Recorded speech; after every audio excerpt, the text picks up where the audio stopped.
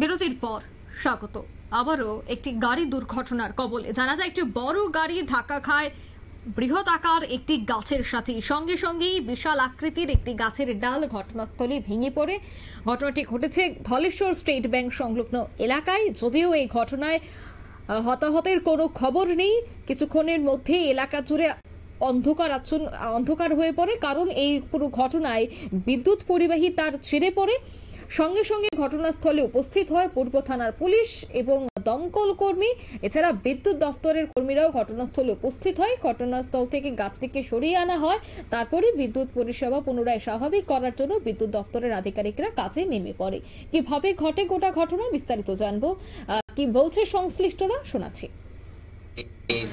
বিষয়টা দেখছি, দেখে সেটা ড্রাইভারের সামনে আছে। আমরা এরকম একটা অ্যাক্সিডেন্ট হয়েছে, ঠিক আছে, এটা তো গাছের লোকে বাড়ি গেছে, হয়তো ড্রাইভার দেখছে না, বা রাত্র যে কোনো সমস্যাই হোক, গাছটা হয়তো একটু কাজ দিয়ে আসলো, পয়সাতে চাপলে হয়তো লাগলো নইলে। এখন তো ভাঙিয়ে গেছে গা, কারেন্ট অফ হয়ে গেছে, কারণ আমরা সলিউশন সেটাছি এলাকার থেকে। ইমিডিয়েটলি আমরা আগে ইলেকট্রিক ডিপার্টমেন্টে খবর দিচ্ছি, ইলেকট্রিকের লোক সঙ্গে সঙ্গে আইছে। আইসা বলতেছে ডাল না সরাইলে আমরা কারেন্ট কেমনে দেবো। তখন আমরা ওই কথা কইতেছি আর কি, ইলেকট্রিক ডিপার্টমেন্টের কারেন্ট লোক লাগতো, তো কারেন্ট লোক আমরা ম্যানেজ করছি, অলরেডি কাটাই লেছি। অনেকক্ষণ ধরে আধা ঘন্টা ধরে কাটাই লেছি অলরেডি। কাটাই তারা কাছে তুমি লাইনটার ব্যবস্থা করো। তারা কাছে ঠিক আছে, আমরা লাইন দেখতেছি, দিয়ে দেবো, কিছুক্ষণের মধ্যে কারেন্টের লাইন দিয়ে দিব।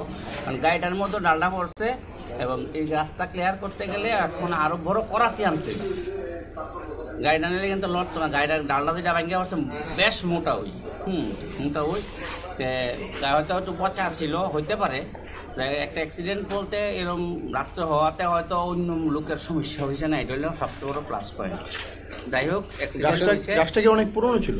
গাছটা বহুত পুরানো, বয়স্ক গাছই। এটা একটা ড্যাম, এটা মূল গাছটা ভাঙছে না, এটা ড্যাম, একটা ড্যাম, মোটা ড্যাম ভাঙ্গা ব্যবস্থা না, এটা ভাঙছে, গাড়িতে বাড়ি লেগে ভাঙছে। কয়টা নাগাদ ঘটনাটা হয়েছিল? ঘটনাটা হয়েছে এখন থেকে আধা ঘন্টা আগে। অনেক ঘন্টা হইতে পারে। হ্যাঁ, আওয়াজ একটা পাইছি ধুম করে। আমরা বাড়িতে সামনে এখানে, তখন তো নাটক ঘুরের দিকে তত লক্ষ্য করে না, 11টা 11:15 হইতে পারে, বা এরকম হবে। এরকম টাইমটাতেই একটা আওয়াজ হয়েছে।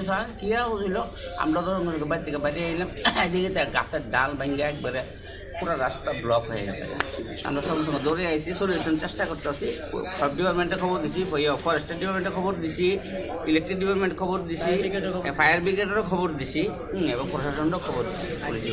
সবাই আইসে, এখন সলিউশন মোটামুটি কারেন্টের সলিউশনটা এখন হয়ে যাবো গা, আর বাকিটা পরে ডিপার্টমেন্ট গাছটা সরাইলে পরে সলিউশন হবে। ঠিক আছে, আপনারা শুনলেন এলাকাবাসীদের বক্তব্য।